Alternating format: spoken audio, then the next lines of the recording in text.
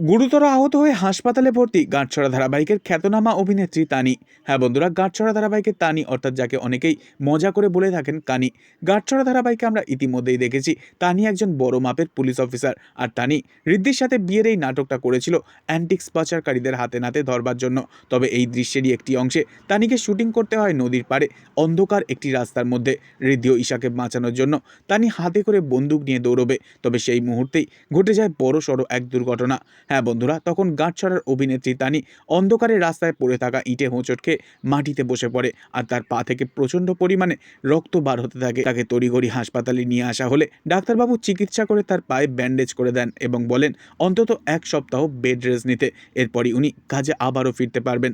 তবে বর্তমানে উনি অনেকটাই সুস্থ। আশা করা যাচ্ছে তানিকে খুব শীঘ্রই আমরা আবারও দেখতে পাবো গাঁটছড়া সেটে। এইভাবেই টলিউড ইন্ডাস্ট্রির হাঁড়ি খবর সবার আগে পেতে অবশ্যই চ্যানেলটিকে সাবস্ক্রাইব করে সঙ্গে থাকবেন। ধন্যবাদ।